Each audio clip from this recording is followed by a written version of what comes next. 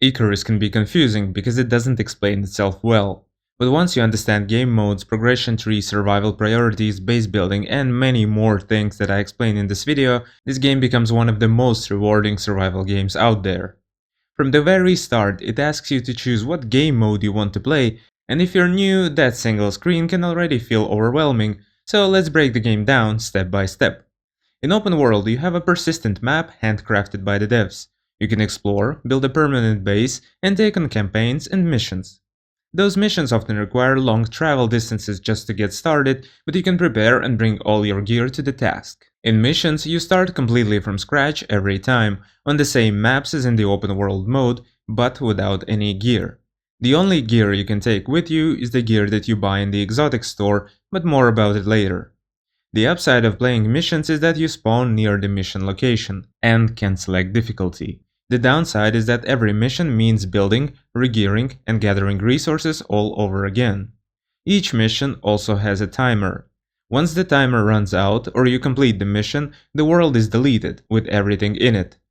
And outposts are small maps with only mild storms where all the resources respawn when you reload the game.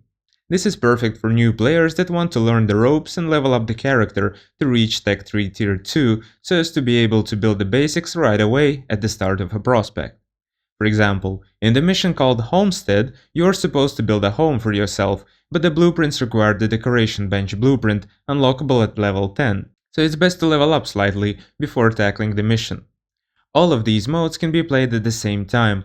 All of these modes will level up your character, and you can switch between them from the in-game menu. For the best experience, I recommend that you complete these first two missions to get a grasp on the game, then play the Outpost mode for the first 15 levels, and then switch to Open World on the Olympus map with all the knowledge you gathered. Then, take on the missions in your vicinity through the help of Contact Device. This way, all the structures that you build as part of the missions will remain in the world for you to use in the future, plus you won't have to waste time twice if the missions ask you to build something you'd be building for yourself anyway. For example, there is a mission to build a crossing across a mountain, a mission to build a rustic house called Homestead, and a mission to set up a farm called Agriculture. You will also get advanced items and some in-game currency, Ren, when you complete these missions. These advanced items will help you immensely as you play, as they too remain with you after you finish the mission. One of them, for example, I've been carrying for the whole game ever since I got it during the early spelunking mission, a backpack that reduces the weight of ores and wood by 45%. To know which missions have starting location nearby, go to Map Genie Icarus interactive map and filter only by missions. As you can see, there's plenty in the starting location. But be prepared to defend yourself, you have to fight wildlife in most missions that you take. If you don't want to do missions, and that's completely fine, I didn't want either, you can just focus on progressing through the tech tree and building a sustainable base. At the start, it's unlikely you'll build a base that you won't want to tear down later on.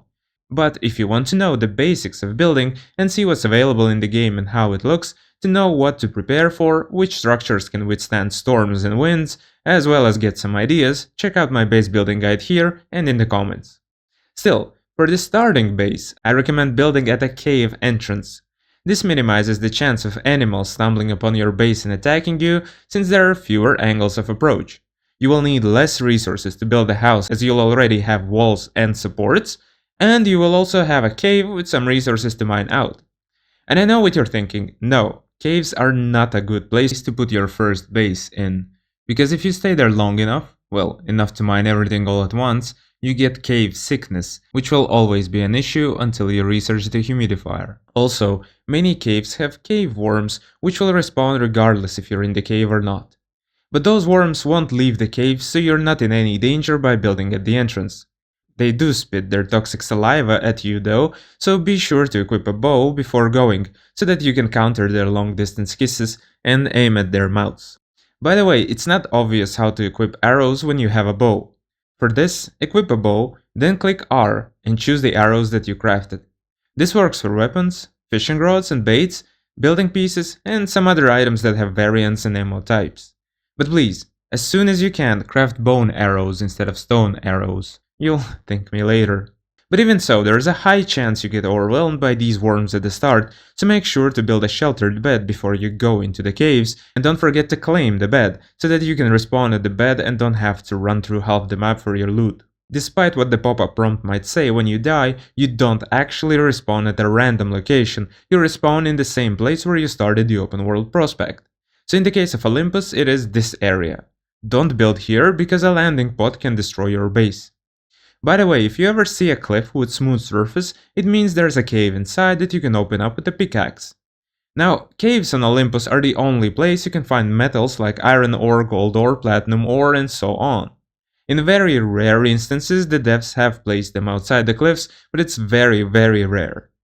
Outside of caves, then, you'll find silica ore, sulfur, and oxide, plus stone of course. All of these ores, especially in the early game, are worth collecting, oxide especially so. Why? Because it's a rock that you actually breathe in this world. Yeah, don't ask me.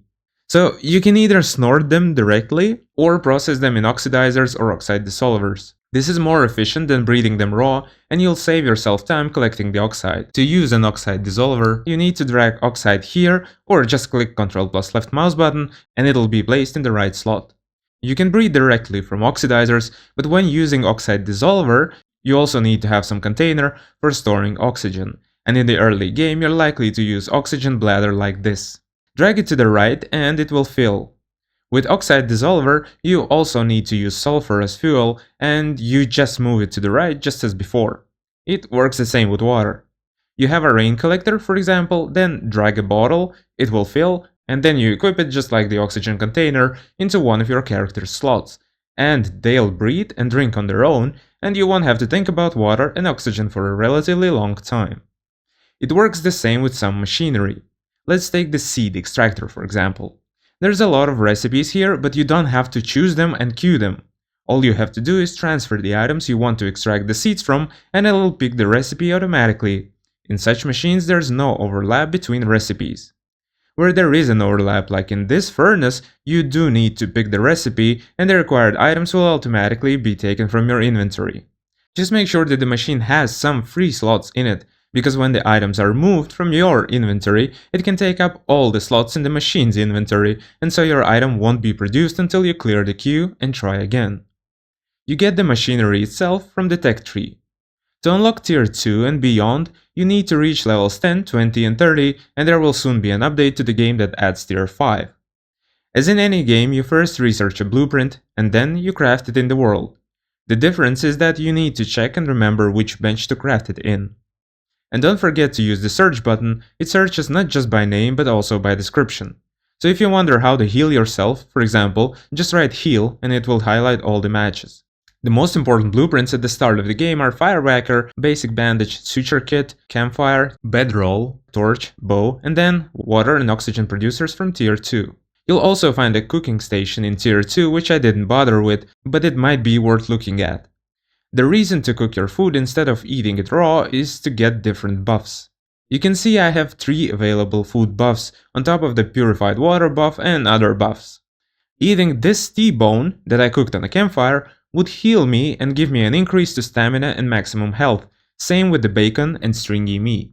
So if I ate them all 3, I'd receive a temporary buff of plus 275 stamina, plus 375 health, and plus 25% experience gained. Considering I only have 450 health prior to eating, you can see that it's worth it to cook your food. Something to consider though is that you can't change your mind about the tech tree. Once you've learned something, there's no going back. Another thing about the tech tree that you need to know is that the top icon means it requires the Great Hunts DLC. This star icon means it is locked until you complete some mission, and yes, you'll still have to research it. The number on the right is how many blueprints it unlocks, and the $sign means that it's a part of a paid DLC. Yes, if you already bought some decoration pack DLC, you still have to unlock it in the tech tree. Now, is it worth it to buy DLCs? As I have already said in my review video here, if you like the game so much you've reached endgame and can't find anything else to do, by all means, get any of the campaign or map DLCs and you'll have tons of fun. Before that, there isn't any reason to buy them. And all the others are just cosmetics, not worth considering unless you really want some particular look and want to support the devs. Now let me quickly explain to you the talents tree too, as it's not obvious how it works. So you have this rank here, and you see if I hover over any skill in the table below, then the bar fills up. Now if the bar fills completely, I'll earn a higher rank. Each skill has a rank to it here, which indicates which rank I have to reach in order to even be able to unlock it. This skill tree will help you more than anything, especially this talent. 1% might appear tiny, but it's amazing when you happen to mine a whole boulder in one hit. Don't forget that you don't only have these standard talents, but also separate talents for when you're playing solo. There's this amazing talent that you can learn fairly early called Health Monitor, which lets you see animal health bars. This helped me greatly in the early game as I didn't have to rely on sound to find rabbits, wolves, deer and so on, and helped me evade bears and boars well in advance. This skill is also available in the non-solo talents tree, so make sure not to learn it twice. If you do happen to learn it twice, or just in general want to respect your character, you'll have to go back to the menu, and there with the right click you'll be able to unlearn some skills. You get 30 free points to do that per character, but if you need more you'll have to pay 150 Ren for each. Ren is the currency you get from completing missions, and they're a pain in the ass, so choose your skills wisely. The worst thing about missions, apart from the fact they never tell you in advance what's going to be needed, a relic from the days when there was no open world mode in the game, is your sluggish travel speed and lack of fast travel. Thankfully there's an auto run button, but this won't save you from boredom when you have to travel a long time. Here's a quick infographic from me on how you can increase travel speed. While the skills are all self-explanatory, getting a mount is not, but having a mount is the single best thing you can do to speed up travel in the game. So how do you tame a mount? Which one's the best? To tame a mount, you need to find an animal with a baby. Kill the parent, then walk up to the baby, click lead. Bring them to your home, to a place with fences and a gate. This is important because otherwise it may get killed by other wildlife. Inside the fence, build a bed, water, and feed throws. You only need to fill the feed throw as water will accumulate on its own from rain, provided your ranch doesn't have a roof and there's no reason for it to have it. As of this video's recording, every animal in this game is an omnivore, so just put whatever food you have and they'll feed themselves. When the taming process is done, you can just walk to the animal and click claim. Then you need to ensure your animal doesn't leave, so craft a hitching post and a hitching rope in the ranching station. At the same station you choose a saddle to craft, equip it on the animal, and that's how you ride a mount. The fastest mount on the Olympus map is Moa, but each of the animals has their pros and cons. If you want to learn more about all the different animals and breeding, check out my video here and in the description. The additional benefit of having a mount is that you can over-encumber yourself with tons of resources and still move quickly, because the weight of your backpack doesn't affect the speed of the mount. Still, I hope you're not just hoarding everything you find. Don't carry wood and stone and other basic materials from afar, prioritize things that aren't as common, ores for example. And if you later decide to move your base, which is likely when you find a location that you like better, there's the buffalo that you can tame that, with a cart equipped, can help you move your resources, and don't forget that you can dismantle your whole base by clicking Y and bring it along with you. Just start from the top when dismantling, cause otherwise you'll lose the top pieces. Still, considering that your first base will likely be from thatch or wood, it's not really worth it to bring it along. Thatch, wood, and glass are not good materials for a long-term base, as they easily break from winds, storms, and falling trees. If you do insist on using wood, find yourself a queen bee in one of the dead trees, research beehive, place the queen bee inside, and you'll have yourself a steady supply of honeycomb to make beeswax, no flowers required. Beeswax will let you make reinforced wood, which is as strong as stone and can be used long term, but I'd personally steer away from it still, just because I'd be afraid of it randomly catching fire. Which can happen from lightning and from you or your pets accidentally walking into your campfire. If your buildings do catch fire, you should have a fire whacker already at hand to quickly whack the flames. And also, if you ever see a storm warning that isn't wind or rain and you don't yet have a lightning rod built, you better run home and have that fire whacker ready to go. This is also the reason you can't just sleep through a storm, because if you did, you might just lose your home and your life in case a lightning strikes your home while you're sleeping. So you can go to sleep, it just won't advance the storm itself. Also, if it's just winds or rain, you're totally fine to run outside your shelter, it's not the end of the world. But if you do see this indicator filling up, just shelter in a cave for a bit, or in your starting pod if you're in the area. Same with the temperatures. Even in the desert and Arctic biomes, playing on normal difficulty, I never wear anything different than what I wear in the forest, because I never stay longer than a day in them. Speaking of clothes, you might have noticed that apart from the armor slots, you have this Envirus suit. You cannot craft a new one in the game and have to purchase it from the workshop and then request it through the Orbital Exchange interface. If you search on the internet, you might find information that suits can't be requested this way, but it's outdated. But how do you purchase a suit? What are all these currencies? The yellow one is the currency you get for completing missions, the purple is the exotics that you can find in the mines and by extracting them from deposits and geysers, the green is what you get for killing bosses, and the red you can only get on Prometheus, so if you don't have the DLC they won't be available for you. When you have some of these in your inventory, request a pod to send them to orbit and then they'll appear here in the workshop. So which of all these items are worth the purchase? Well, see what suits your needs. For a suit, I wear this one for physical resistance and suit model slots, but you see that none of them are that powerful to go out of your way to get them. If you want a more comprehensive guide on exotics and workshops, check out my guide here. Otherwise, I've covered everything in this guide that a beginner might need to know. Leave your questions in the comments if something is still unclear, and check out my playlist for Icarus to learn more advanced tips. Oh, and the last tip before you leave, there's no manual saving in this game, but you can adjust in the settings how often it auto-saves. Also, when you're leaving, just go to character selection and then quit to desktop. This helps minimize any chance of a crash or data loss. I lost 10 minutes of progress once and it wasn't fun. But you have fun.